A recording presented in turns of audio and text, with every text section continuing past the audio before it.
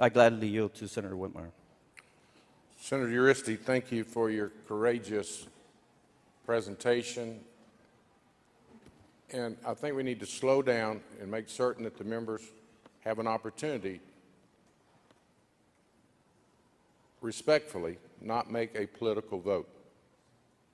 I understand there's about 19 amendments. I've heard members talk about none will be adopted, but I hope I'm wrong. And I think your amendment gives us the opportunity to make a very conscientious vote. And I would like to allow you to put a face on those victims that you're speaking of. First of all, you're not proposing that they have an abortion, are you? Of course not. You're simply stating it's an option after particularly one of the minors are counseled, receive their guardian permission, advice, and counsel. How would a 12 or 14-year-old rape victim not realize that she's pregnant before the 20th week? Would you shed some light on the fact that perhaps the little child does not know that she is pregnant until she approaches the 20th week? How does that happen? Well, Senator Whitmire, I have heard hundreds, sadly, hundreds of stories of children that have been raped and victims of incest. I can't imagine what a 12-year-old little girl, and it happens, sadly. There are 12-year-old little girls in Texas right now that are getting pregnant. And they're sexually assaulted because a 12-year-old little girl cannot consent to sex. So she is a victim of rape. She is a victim of incest in many instances. So I don't know what goes through her mind, Senator Whitmire, where she may say, wow, all of a sudden wake up one morning, realize she's pregnant. Let me give you a real-life example. They're living in the home of the person that rapes them, normally a stepfather. The 12, 13, 14-year-old has never had a menstrual period, menstrual cycle. She truly does not understand the concept of pregnancy. So she's living in fear, can't tell her mother because her mother supports her husband. So there you have your tragedy that you're speaking to. If people will put politics aside and ignore folks who say they're going to score you on an amendment, we've got to get away from that. And we're doing a fine job today of debating this bill. You need to continue to urge our colleagues, particularly the supporters of this bill, take a step in the right direction. Be courageous. Take the risk of addressing something that is very real, Senator Uresti. This is not speculation. It's documented. 12, 13, 14-year-olds who do not even understand the concept of a fetus, the procedure of an abortion. This is not an elective abortion. This is when a 12, 13, 14-year-old or a minor comes forward, cries out for help, someone takes them to a medical facility, and they're allowed to terminate that pregnancy. Hopefully, there'll be other options. So you're not proposing that that's the only path that they take. You're simply saying in very limited, select, critical times that this minor, a rape, incest victim, has that as an option. Absolutely, Senator Whitmire. And you can imagine this little girl. Let me ask you, why would anybody be opposed to this?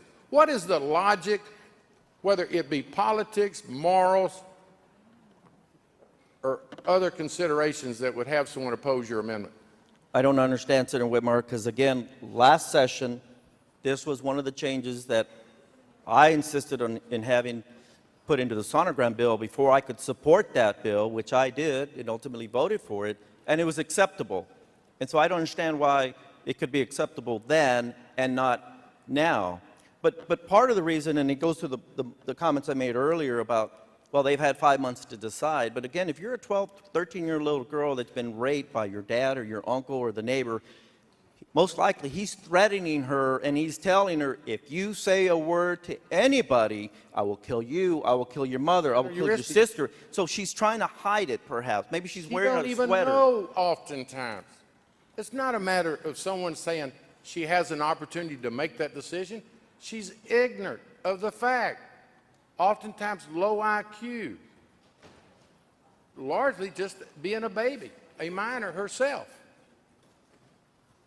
I will urge you to continue to push your amendment, and I hope that someone that is supporting this bill, I personally think if the first person that is supporting this bill will support this amendment, you'll see large numbers of senators on both sides of the aisle step out and support this because you and I know they agree with us.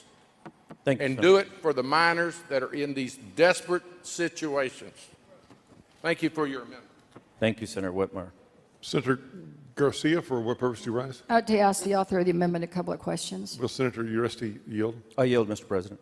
Thank you, Senator Uresti, and I think you heard me earlier when I talked about the exceptions to this bill or the lack thereof, that one of my concerns is just, I share your concern about not having an exception for victims of rape and incest. And I think the dean is absolutely correct. Often the victims, as you said, are 10 to 14 years old, and often they're not aware because they haven't been told, as they like to say, about the birds and the bees.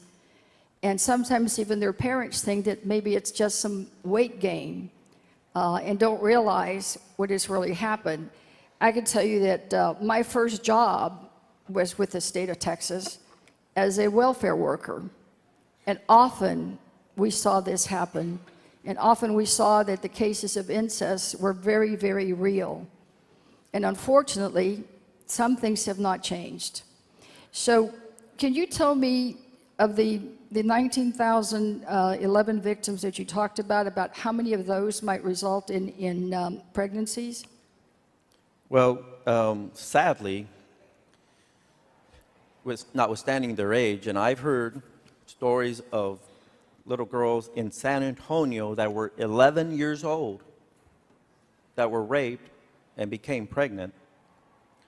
But I can tell you from what I've learned from RAIN, and again, RAIN is the Rape, Abuse, and Incest National Network, they estimate that approximately 5% of these rapes result in pregnancy. They estimate that there were 3,204 pregnancies as a result of rape. Now, that's across the country, but the percentage is about 5%.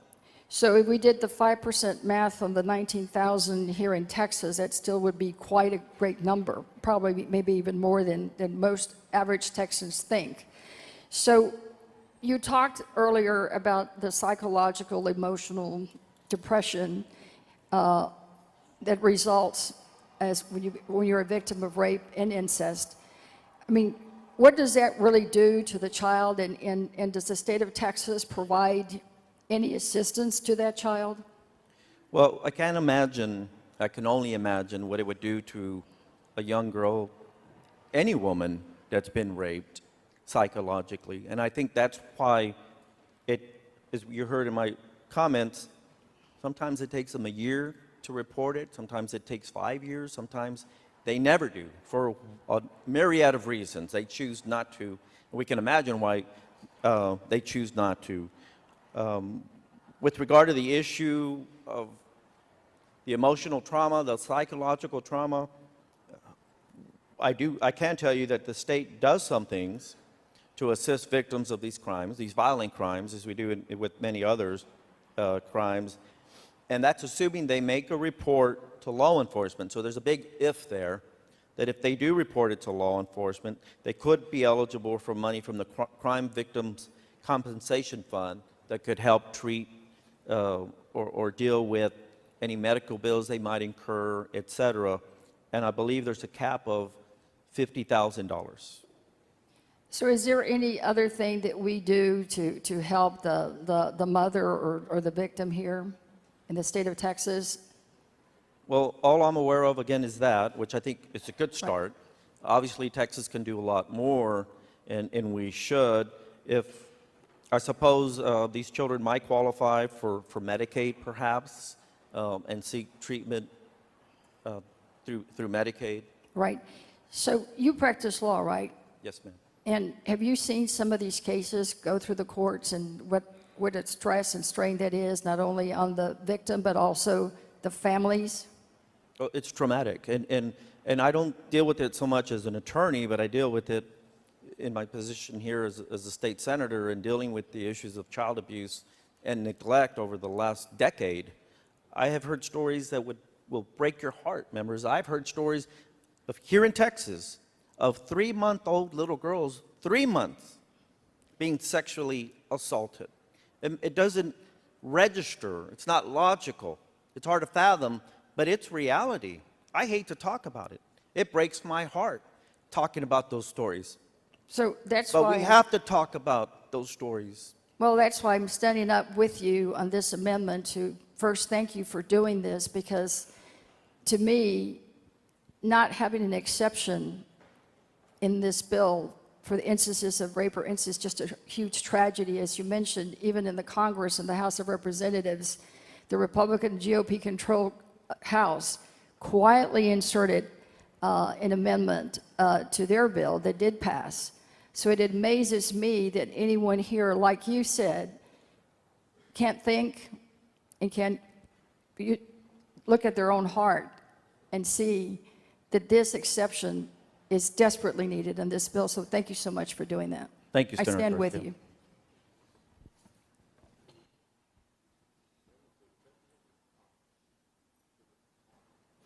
Senator Rodriguez, for what purpose do you rise, sir?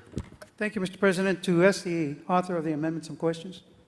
Will Senator Uresti yield? I yield, Mr. President. Senator Uresti, I couldn't help but recall, as you were speaking so eloquently about this issue and the examples that you just gave us, about what we heard the other night, and you were there, and it bears repeating, it seems to me, don't you think? The hearing that we had earlier this week on the Senate Health and Human Services Committee, you remember that there were many women who testified, both in orange short shirts and blue shirts, who stated, and by the way, many of them young and many of them at an older age, who testified that they were victims of sexual assault, including some, as I recall, said from family members. So just this week, we heard plenty of heart-rending stories about the experiences that women had gone through as a result of sexual assault, of rape. And that was just this week.